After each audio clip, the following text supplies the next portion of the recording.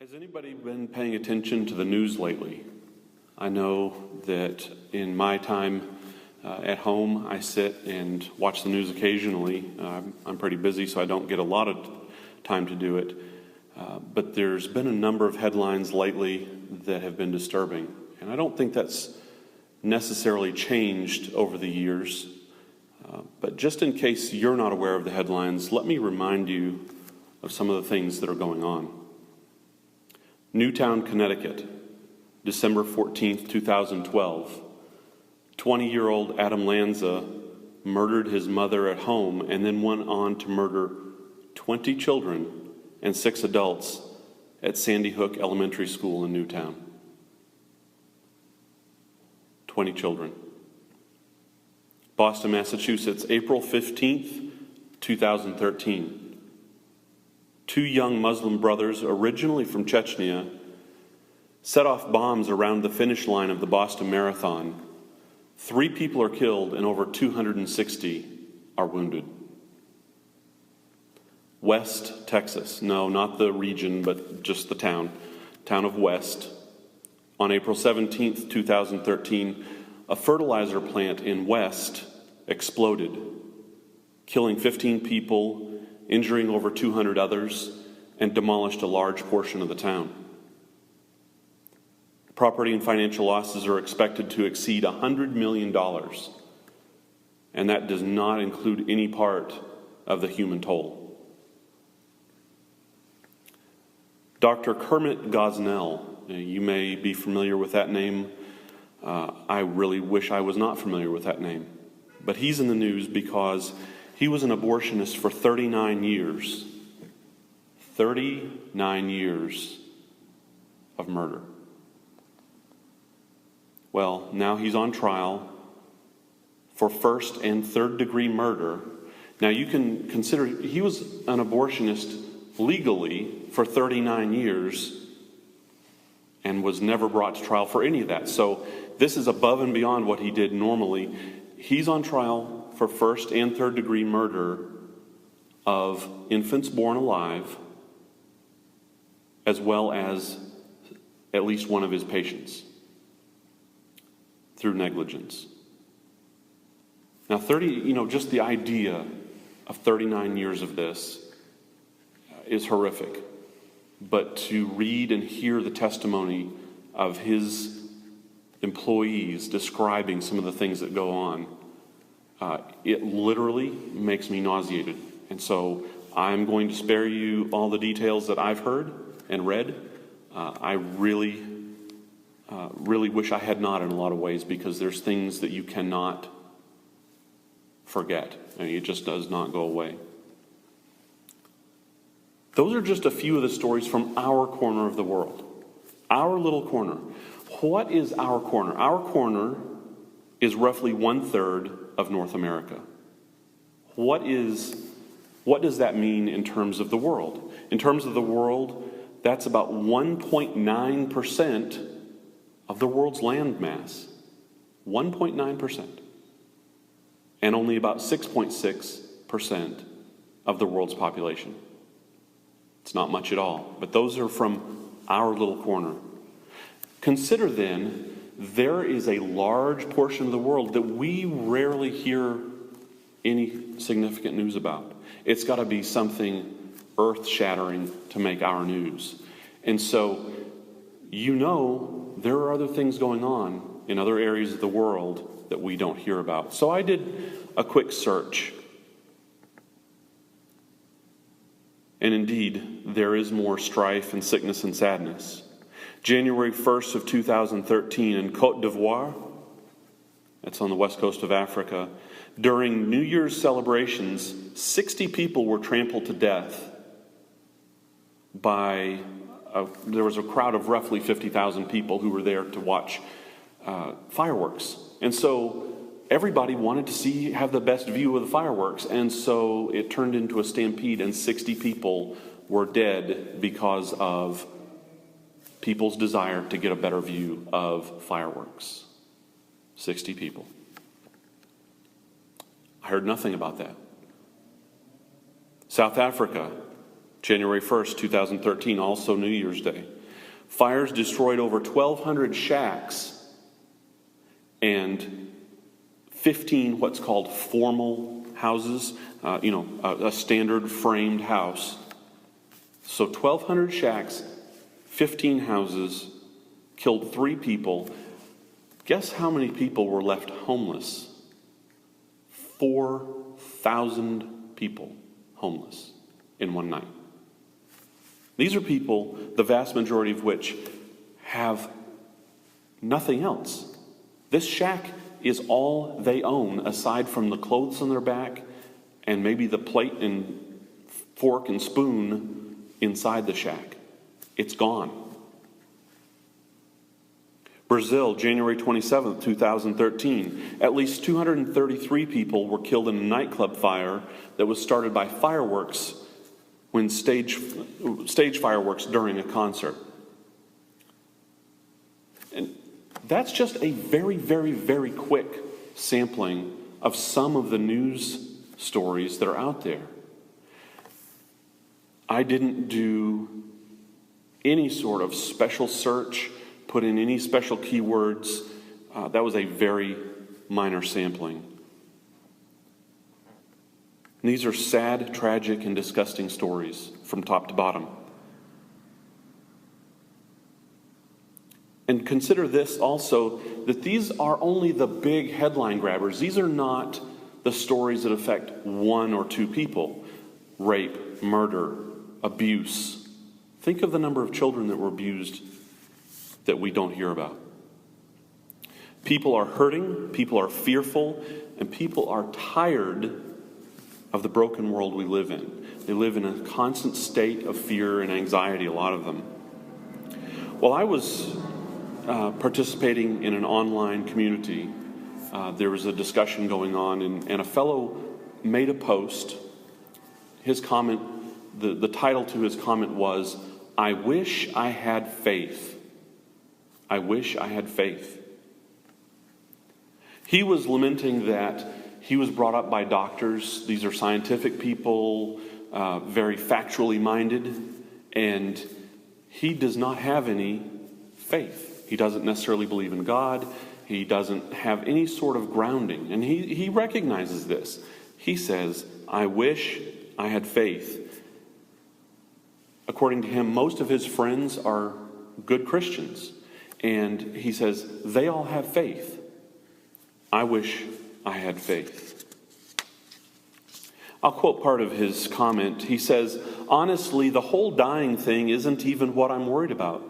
It's going to happen anyway. I'm not worried about what happens next. I'm a good man, and that's enough for me. Really, what I'm getting at is that knowing there's something more. I'd really like to know how people become faithful." Now, his notion is vague at best and focused on feeling good and feeling positive and not being scared. What he's looking for is something to medicate his anxiety about all the stuff that goes on in the world every day around us, the things that I've read. And unfortunately, he's not alone. That's a common outlook on faith. People want something to medicate their anxiety. So this morning, let's look at what the Word teaches us about faith.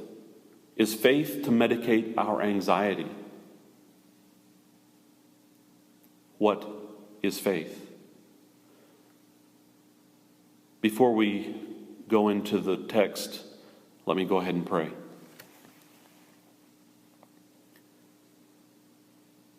God, thank you for the opportunity to be in your word, and I ask that you would please help each of us to hear what you have for us. We're each at a different spot today, and I ask that through the Spirit you would touch each of us exactly in the way that we need to. Help us to have open ears and open hearts and open minds. Please guide my words. Let me speak no false words, but only your truth. Bless this time and be glorified in it. And I ask this in the name of Jesus. Amen. Well, there's no better text to get into when it comes to faith, and many of you are probably a step ahead of me, than Hebrews 11. We're going to be going to Hebrews 11. It's the Heroes Hall of Faith, or however you want to phrase it. That is probably, when it comes to the discussion of faith, the seminal chapter that would be considered in the Bible the one to go to. So we'll be looking at Hebrews 11. Hebrews chapter 10 leads into 11, and the context towards the end of chapter 10 is a discussion by the author of perseverance despite and through adversity. And then he moves into chapter 11. The very first verse there is the most common definition of faith that we have. Now faith is being sure of what we hope for and certain of what we do not see.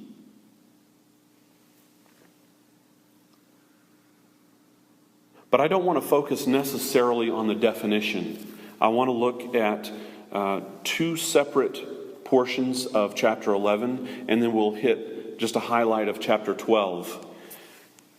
We'll be looking at Hebrews 11, 13 through 16, verses 32 through 40, and then we'll touch base in chapter 12, verse 1 through the first part of verse 2.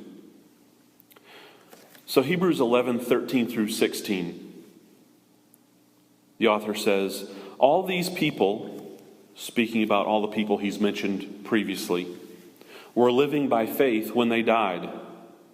They did not receive the things promised.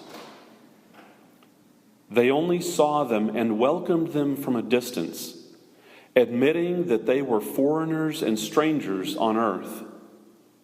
People who say such things show that they are looking for a country of their own. If they had been thinking of the country that they had left, they would have had opportunity to return. Instead, they were longing for a better country, a heavenly one. Therefore, God is not ashamed to be called their God, for he has prepared a city for them. Moving on to Hebrews 11, 32 through 40. And what more shall I say? And there's a bit of space here between 16 and 32. So he's hit a number of other people here and described what they did and their faith. He says, 32, and what more shall I say? I do not have time to tell about Gideon, Barak, Samson, and Jephthah, about David and Samuel and the prophets, who through faith conquered kingdoms, administered justice, and gained what was promised, who shut the mouths of lions, quenched the fury of the flame, and escaped the edge of the sword, whose weakness was turned to strength, and who became powerful in battle and routed foreign armies. Women received back their dead, raised to life again. Isn't this awesome? Look at all the things that these people accomplished. Bravery, victory, and life. Watch what happens next. Watch for the juxtaposition.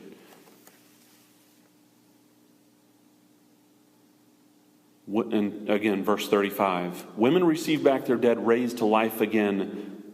There were others who were tortured, refusing to be released so that they might gain an even better resurrection.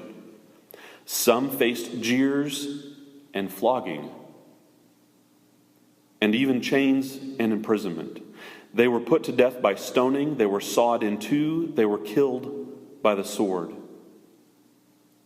They went about in sheepskins and goatskins, destitute, persecuted, and mistreated. The world was not worthy of them. They wandered in deserts and mountains, living in caves and in holes in the ground.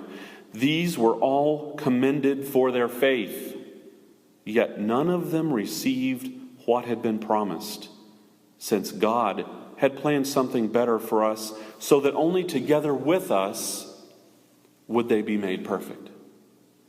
Referring to the promise of Jesus and us who come after him. Moving forward now to chapter 12, verse 1.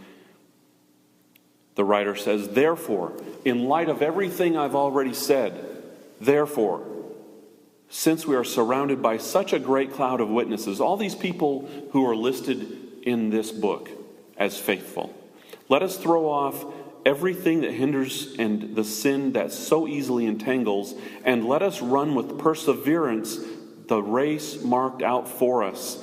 Again, going back to perseverance that he was talking about at the end of 10. Fixing our eyes on Jesus, the pioneer and perfecter of our faith. So let's go back to where we started here in chapter 11, verse 13. What are we learning from this? Well, one of the things we see here is that faith is living as exiles and foreigners and living out that faith, that living hope that we have.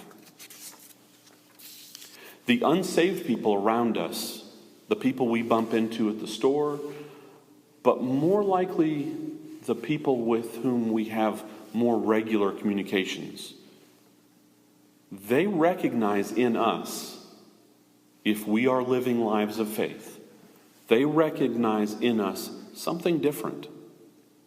They probably cannot put their finger on it. They probably have some vague notion, such as this fellow that I was talking about earlier, who wants faith. He recognizes that difference in his friends. But like him, many of the people that we come in contact with on a regular basis who are not believers, they really don't have the category for understanding this faith. We see that we should be in the world, but not of the world.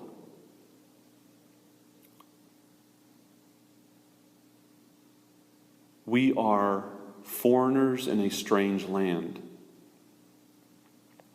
Now, the people in the Hall of Faith lived for the promise, that is, Jesus. He was the promised one, the Messiah, the Redeemer of Israel, the Son of Man. And they lived for that land that was promised to them. Not the physical land, but the land of rest that all who believe are promised. We have this side of the cross. We have the real deal. We have Jesus. Now, we don't perceive him face to face in terms of, like Thomas being actually able to touch him. But we have him. We have the Holy Spirit who lives in us, who was sent by Jesus. Every time I think about living in the desire for another country, for the promised land, every time I think about not being of the world, but being in the world, I'm reminded of a song, and it's probably one of, if not my favorite contemporary Christian song. It's called "Where I Belong." It's by a band called Building 429. And it's one of those songs, and I don't know if you have the same experience, but when I am touched deeply, there are sometimes I want to shout the song as I sing it because I feel it. Let me read some of the words to you. "So when the walls come falling down on me, and when I'm lost in the current of a raging sea, I have this blessed assurance holding me. The blessed assurance of Jesus. The blessed assurance of that promised land. The blessed assurance through faith that we have salvation. He says, I have this blessed assurance holding me. And then he moves to the chorus. All I know is I'm not home yet. This is not where I belong. Take this world and give me Jesus. This is not where I belong. When the earth shakes, I want to be found in you. That is Jesus. When the lights fade, I want to be found in you. And once again, the chorus. All I know is I'm not home yet. This is not where I belong. Take this world and give me Jesus. I'm giving up all the world. I don't care about it. I'm sick and tired of it. I want Jesus. Take this world and give me Jesus. This is not where I belong. This is not my home. I'm not from here. So we as the church, thinking through being from a foreign place in a foreign land, we as the church, the bride of Christ, need to live our lives here in our temporary home as expatriates. That is to say, as citizens of another country. Consider that we're really missionaries. Every stinking one of us is a missionary from another country, living in another country for a purpose. We are emissaries of another world, another government, another country. We don't live in accordance with the common folk wisdom of when in Rome. When in Rome says, you adopt all of the trappings of the people around you. You blend in, you become one with where you are. We don't do that. We live in the world, we're not of the world. The Bible speaks to this in Revelation 21, being citizens of the city of God. And that entails, and this is part of the whole thing of faith, this entails more than a lack of suffering. It entails surrender to Jesus as King. It entails trusting Jesus, obeying Jesus, and living as children of the King. You cannot do those things without faith. Real, living faith.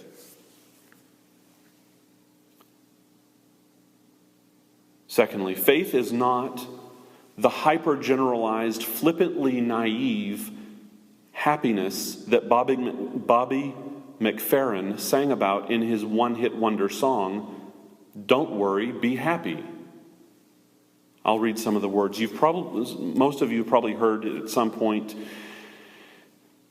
Here's a little song I wrote. You might want to sing it note for note. Don't worry, be happy.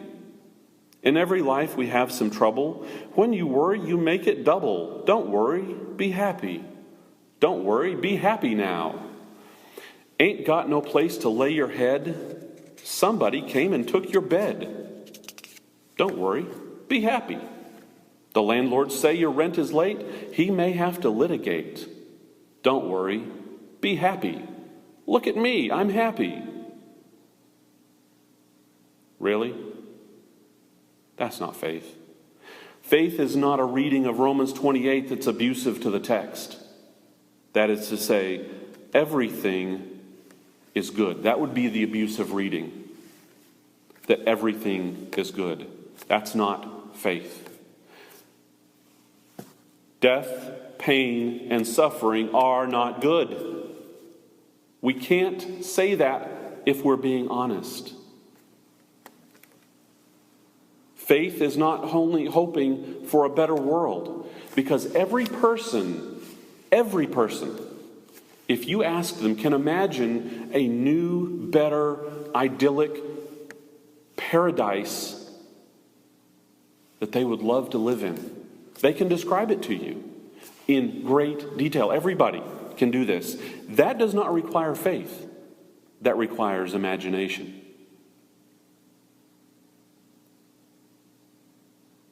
But again, this is not it's not an empty, happy-go-lucky pop psychology kind of faith that we're talking about.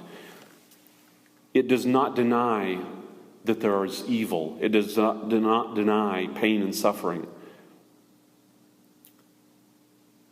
We should live in the light that is shed on this passage, that of where it talks about people being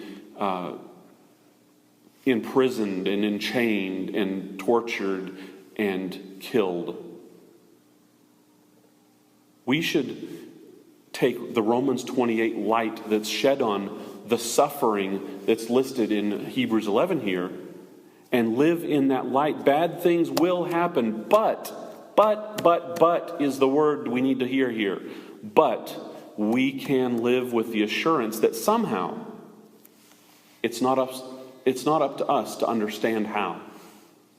But somehow we can live with the assurance that in the end, God will use everything that happens for His purposes and for our ultimate good. Thirdly, and this goes to the little brief section that we read in Hebrews 12. Faith is knowing that though we may stumble and fall in the race, that there may be pain, and I would say when there's pain and when there's suffering in the race, remembering that ultimately that race has already been decided. Sometimes faith means putting one foot in front of the other in perseverance. And this knowledge, this faith, takes everything that's been said previously into account. Therefore, is what he says. Everything that came before leads into that. We should remember that Jesus has already won the victory and we are victorious in Him. That is the subject and object of our faith. Jesus is the embodiment of that. The race that we run and that we win has already been decided. He did it. We just need to run. So let's live our lives in faith, in spite of hardship, so that those around us who we come into contact with, such as this fellow that I talked about earlier, who said, I wish I had faith. So when those people talk to us and ask us why we live with such assurance, as ambassadors of the city of God, as ambassadors of the perfect King Jesus, we can share the good news with them.